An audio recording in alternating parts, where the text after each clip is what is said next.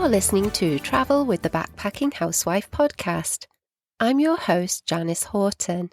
I'm an ex-housewife, an empty nester, and normally a nomadic world traveller who loves to discuss travel and dreamy destinations all around the world. And in particular, the pros and cons of midlife and senior travel, and about making the most of opportunities to travel in retirement, or what I like to call the golden age of travel. Welcome to episode 18, in which I want to continue my USA travel stories. In the past couple of episodes, we've travelled from Miami to Key West on a Greyhound bus, and we've explored New Orleans. And I've shared with you my incredible insider's itinerary that I'd acquired by pure happenstance, and which took us to all the best spots in New Orleans to experience amazing music and to have fabulous cultural experiences. This week, I want to tell you about, enthuse to you about, and take you on a 4-day fun-filled experience in Las Vegas, which included a 1-day bus trip, not by Greyhound bus this time, but by comfortable excursion coach from Las Vegas to the Grand Canyon. An excursion that takes in views of Lake Mead, crossing over the Hoover Dam, and then travelling along the historic heart of the famous Mother Road of Route 66 and onto the south rim of the Grand Canyon. I have to tell you that I absolutely love Las Vegas, and this travel adventure road trip to the Grand Canyon so much, and it actually came without any pre-planning on our part. Sometimes I think that makes a trip even more fun. And so, finding ourselves transiting through Houston, Texas, on spec, we decided that we'd take advantage of a one-way flight offer on a budget airline and a bargain deal on accommodation to experience a few days in Las Vegas. We decided to let our middle-aged hair down and see some shows and have some fun, because we were about to celebrate our wedding anniversary. Las Vegas is also known as Sin City, City of Lost Wages, Disneyland for adults, entertainment capital of the world, but call it what you will, it's fabulous Las Vegas. And all of this is rather amazing, really. I suppose it has to be seen to be believed, because the city of Las Vegas sprang out of Nevada desert in the USA only around 100 years ago, and it's famed the world over for its vibrant nightlife and fabulously themed hotels along the focal point of its 4-mile-long boulevard, affectionately known as the Strip, where there are casinos and shows, roller coasters and thrill rides, arcades, zoos, aquariums, art galleries, museums, you name it, you'll find it all in Las Vegas. And of course, Las Vegas is many things to many people, a mecca for those who want to chance their luck on the 24-hour gambling casino, or a world-class entertainment centre for those who love music and shows, and a fantasy land for just about everything that your indulgent adult heart might desire. I can, of course, also see how for some people this might all be a bit too much. Especially if, like me and my backpacking husband, you are from the UK and a little older, in your midlife or beyond, and you're hesitant to indulge in a destination that offers so much when you know you can't possibly see and do it all in just a limited amount of time and on a realistic budget. In truth, it can be very hard to know where to start and where to finish in Vegas. It can all be a little overwhelming. But if you're willing to experience the best that Vegas has to offer, from my own experience of our 4 wonderful fun-filled days and 5 fabulous nights in Vegas, I'm thinking that I might be able to offer you some first-timer tips and some encouragement and advice on how you might make the most of your own fabulous Las Vegas experience. First up, remember there's no right or wrong time to visit Las Vegas, and that's because, of course, it's built in the middle of a desert. Springtime, which is March, April and May, and autumn, September, October and November, are considered the most pleasant times of the year. But if you're looking for low prices and special deals, you may want to look for June, July and August, when it will be very hot indeed. But if you're going to spend your time inside, in air conditioning, or cooling off in your hotel pool, then the extreme temperature might be less of an issue to you. But however, if you really can't stand the heat, then January and February are considered the cooler months, with temperatures averaging around 14 to 17 C or 58 to 63 Fahrenheit. Where to stay in Vegas? Well, we found the Las Vegas week is split into two when it comes to hotel prices. That's weekend and midweek. So, when looking for your best deals, it pays to be flexible, and you'll often find that airfares work in much the same way. If you want luxury and 5-star experience, then you might be looking to stay at hotels like the Bellagio or the Venetian. Or if you're looking for mid-range affordability, then maybe the MGM Grand or New York, New York.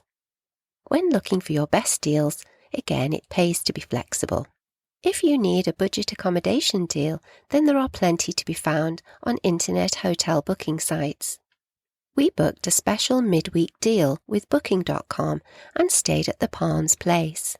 It's an apartment hotel just off the Strip and next door to the Palms Casino Resort Hotel, with its wonderful outdoor swimming pool and sun terrace. The Palms offered us the best of both worlds, with a stunning view and a luxury suite. Our apart hotel had a small but fully equipped kitchen, a comfortable seating area, a large bedroom with super king-size bed and deluxe bathroom as well, and an outside balcony and an amazing view of the whole Strip. It really was fabulous. Just a few blocks up the street, there was a big supermarket called Smith's. We went there on our first day to stock up on snacks and beverages and some breakfast goodies. And we did this to help our budget, but also so that we could enjoy some late-night movie snacks while watching the huge TV in our room, and to have a breakfast on our own terms before heading out on the Strip for the day. So I have some Vegas first-timer top tips for you based on our first full day in Las Vegas. First of all, see the water fountains at the Bellagio.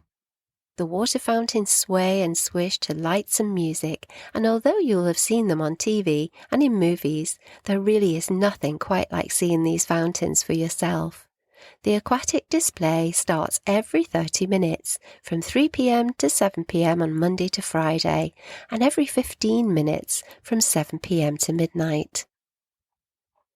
Take a gondola ride on the Grand Canal at the Venetian.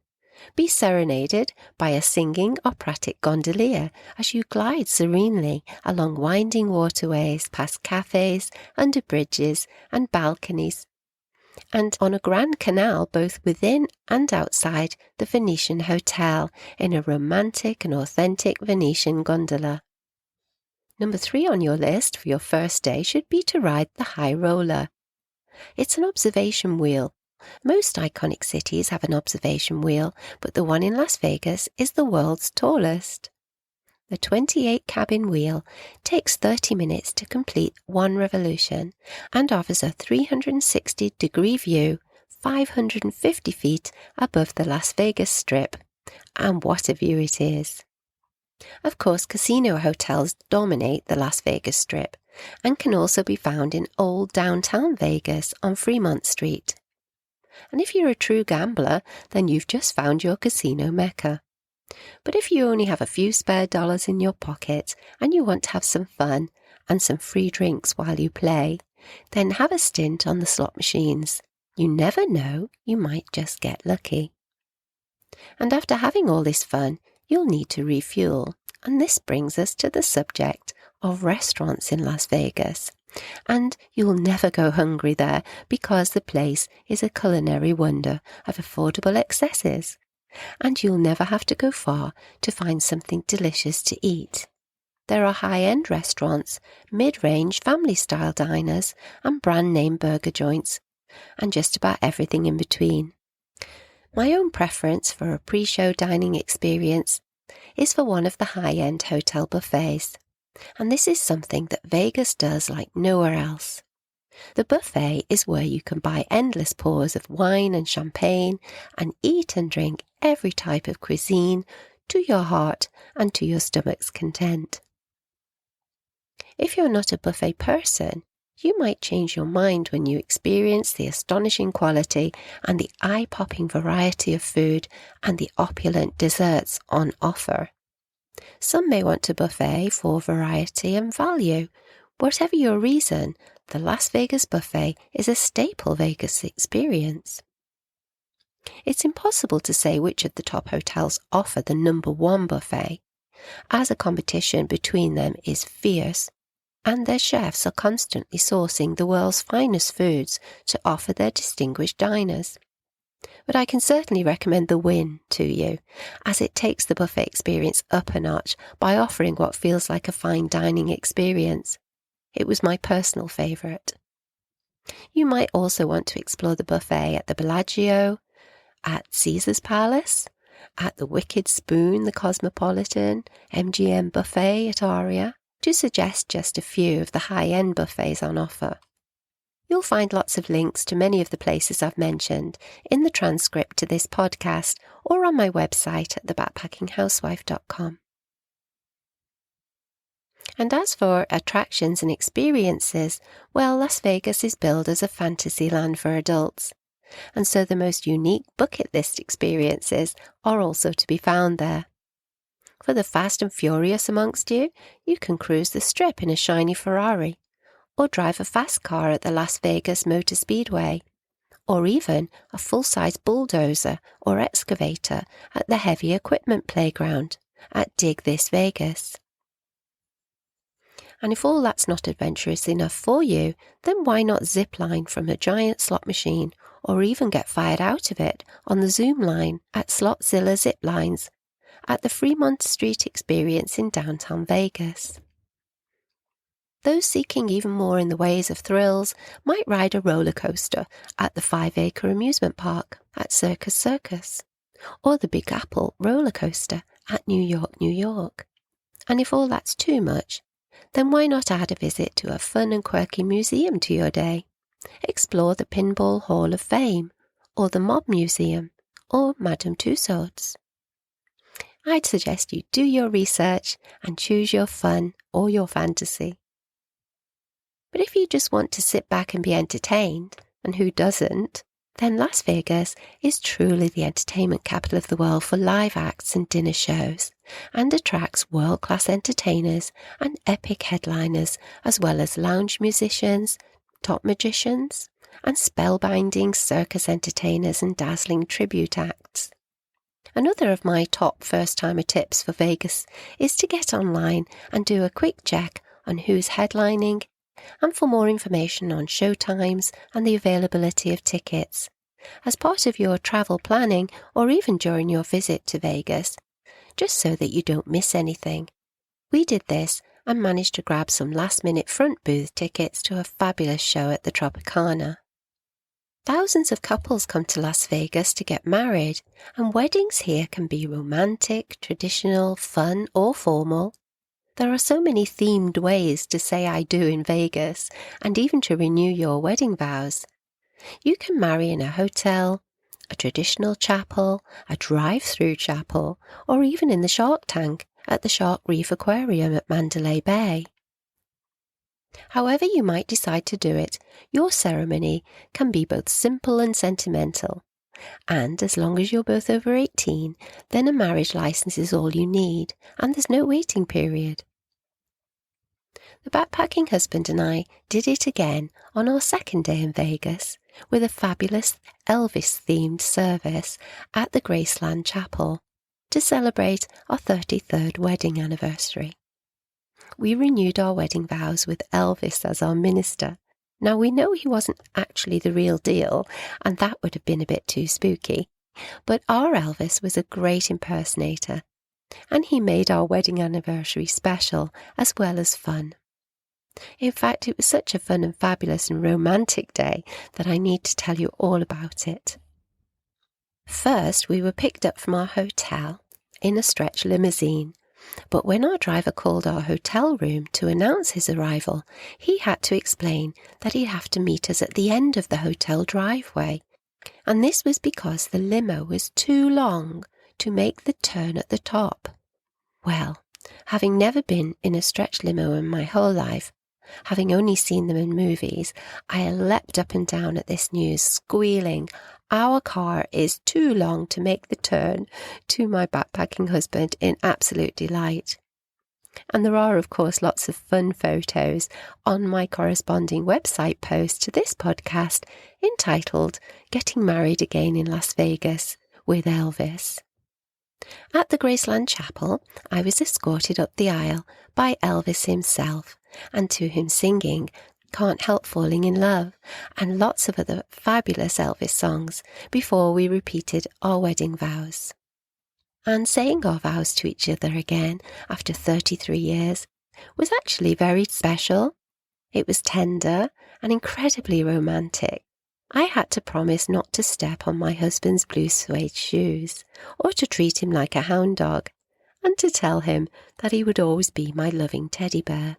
He had to promise to love me tender and never leave me at the Heartbreak Hotel, etc., etc., and we could hardly speak for laughing. And then we danced and sang to "Viva Las Vegas," and we had photos taken. It was a fabulously romantic, laugh-out-loud fun bucket list day for us, and we created some wonderfully happy memories to look back on for hopefully many more married years to come. Another top Vegas tip is to allow an extra day or two to allow for bucket list day trips. There are so many fabulous places to explore from Las Vegas. Trips include the desert and Red Rock Canyon, the Valley of the Fire State Park, Lake Mead and the Hoover Dam, Route 66, and the historic towns of Kingman and Seligman, all en route to the site that everyone wants to see, the Grand Canyon. You might be wondering how far it is from Las Vegas to the Grand Canyon, and the answer depends on which part of the Grand Canyon you wish to visit. The Grand Canyon can be viewed at 4 distinct points: the Grand Canyon West, the Grand Canyon East, and the North Rim and the South Rim. The Grand Canyon West is actually not part of the Grand Canyon National Park, but it's part of the Indian Reservation, and it's only 130 miles away from Las Vegas. And this is where you'll find the popular glass Skywalk Bridge. The Grand Canyon National Park North Rim is more remote, and it's open seasonally. It's 270 miles away from Vegas and on the Utah state border. The Grand Canyon National Park South Rim is the most visited and the most popular part of the Grand Canyon National Park. The South Rim is 280 miles from Vegas, or around a 5-hour road trip, and this is the excursion that the backpacking husband and I chose to take on our third day from Las Vegas. The South Rim is open all year, and it offers various viewing points of the Colorado River far below, and also the widest and most expansive views of the Grand Canyon. The South Rim also offers the visitor hiking routes for most abilities, and the Grand Canyon Village has shops and lodges and visitor facilities, and this is also where you'll find the iconic and wonderfully rustic-looking Bright Angel Lodge. There are many tour operators offering tours from Las Vegas to the Grand Canyon. We decided to go to the South Rim with a company called Sweet Tours, who I can personally recommend to you. The bus or coach was large and comfortable, and the driver friendly and knowledgeable. The all-day bus tour included pick-up and drop-off at our hotel in Las Vegas, a continental breakfast, a deli-style lunch, and national park fees. Along the way, we saw Lake Mead, and we crossed and stopped off at the Hoover Dam, and we also stopped off at the quirky historical towns of Flagstaff and Seligman and Kingman, before we finally got to our destination and walked along the South Rim Trail from Mather Point to Bright Angel Lodge, taking in the incredible, awe-inspiring views along the South Rim of the Grand Canyon. You can read all about it and see our fabulous photos of our time at the Grand Canyon on the corresponding post on my website at thebackpackinghousewife.com. It's entitled Road Trip from Las Vegas, the Grand Canyon, Hoover Dam and Route 66. So let me tell you more about our fabulous day and this excursion. Just outside Las Vegas is Lake Mead. It's immediately refreshing on the eyes to see blue water shimmering in the desert landscape. The lake is the largest man-made reservoir in the United States, providing water to farmland and about 20 million people. Worryingly, the lake is now at less than 50% of its water capacity due to drought and increased demand. The Hoover Dam was the first stop on our bus tour from Las Vegas to the Grand Canyon. It's on the border between the states of Nevada and Arizona. The dam was built in the 1930s during the time of the Great Depression to provide power to California, Nevada and Arizona. The Hoover Dam is an interesting stop-off and without a doubt a breathtaking feat of construction and engineering. It was really interesting to travel over the U-shaped concrete construction across the Colorado River. But once again, we can see how a clear white band betrays the low water levels here. Next on the route, get your kicks on Route 66. Route 66 was America's first continuous stretch of highway. Established in 1926, it stretched almost 2,500 miles from Chicago to Los Angeles. These days, it's mostly been replaced by modern interstate highways, but its legendary status as the most famous road in America still remains. The older historic road can still be seen today, where 87 miles of Route 66 passes through the historic towns of Flagstaff, the old Santa Fe Railroad town of Seligman, and the old road to Kingman. Passing through these quirky old historic towns is like travelling back in time. Finally, we reached the Grand Canyon South Rim, and we had a perfectly calm and sunny and warm day for our visit, and for our gentle hike along that part of the Rim Trail.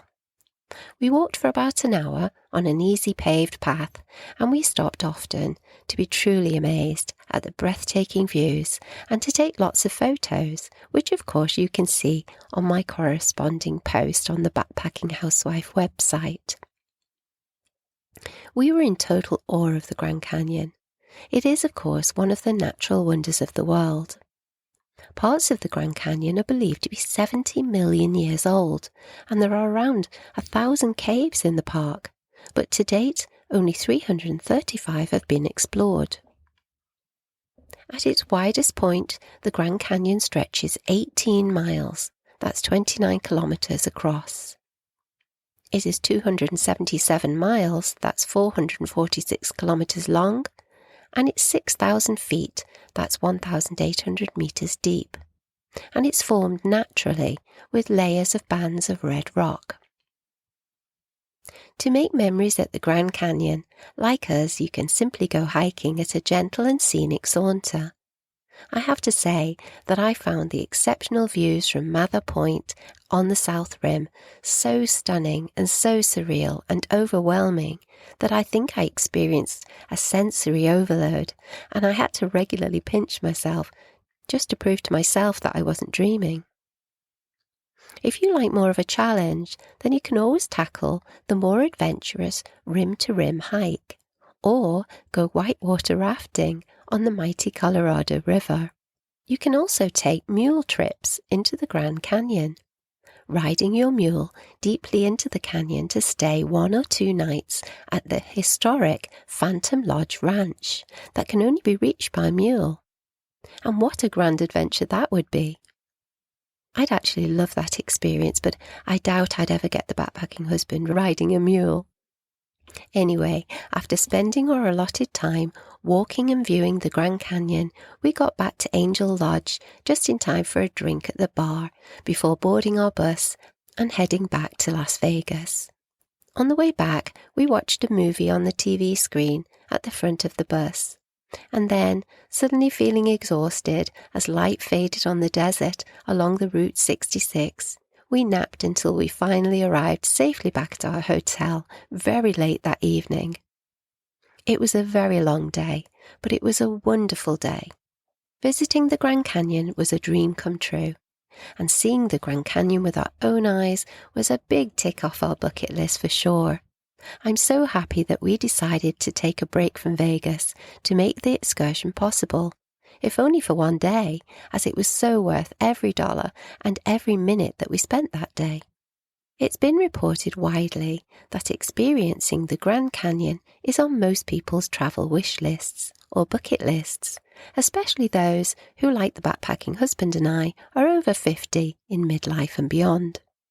I think it's great to know that it's easily possible to do this trip from Las Vegas. It's interesting to know that the Grand Canyon creates its own weather system, and the weather varies significantly and suddenly from one part of the canyon to another. And the best time for visiting the Grand Canyon is often during the shoulder seasons between March and May, or from September to November, when it's less crowded. In the summer peak season, you can expect the park to be much more crowded and local accommodation scarce. Therefore, do book ahead. It's also worth knowing that much of the park remains closed during the winter months, including the North Rim, although the South Rim can usually be visited in the winter and throughout the year. Indeed, many people think in the wintertime, when it's snowy, that's the best time to visit the Grand Canyon. The most popular attraction is the Skywalk, which is located at the Grand Canyon West. It's a horseshoe-shaped steel frame with a glass viewing floor and sides projecting out from the rim of the canyon. The Skywalk is located on tribal lands and is just a 2-hour drive out of Las Vegas. So to conclude, there really is nowhere in the world like Las Vegas. As an adult playground, it has something for everyone. The Strip is home to 20 or more of the world's largest hotels and casino resorts, and their architecture alone is a sight to behold. From the Luxor Pyramid and its laser beam to the overtop luxury of the Bellagio and its music fountains. By night it's all twinkling lights and glitz and glamour and total extravagance mixed together with decadence and dingy and seedy. I love Las Vegas. I wanted to experience so much more of it, and I had to remind myself that you always have to leave in order to go back again. Have you ever been to Las Vegas, or are you planning a trip there? Have you experienced the Grand Canyon? If not, is it on your travel wish list or your bucket list? Get in touch and let me know. You can email me through my contact page on my website at thebackpackinghousewife.com, or you can get in touch through my social media channels. I'm on Facebook as The Backpacking Housewife, and I'm on Instagram as Janice Horton Writer. And if you're on Twitter, then please do tweet to tell me about your travel plans for this year or for the near future. I'm at Janice Horton, JANICEHORTON. And come and travel with me here on Travel with the Backpacking Housewife podcast. Do subscribe and follow for inspiring and informative new episodes each week, in which I'll be discussing ways to plan for and to prioritise travel and adventure in our lives and in our new future, in what is set to become a new and golden age of travel.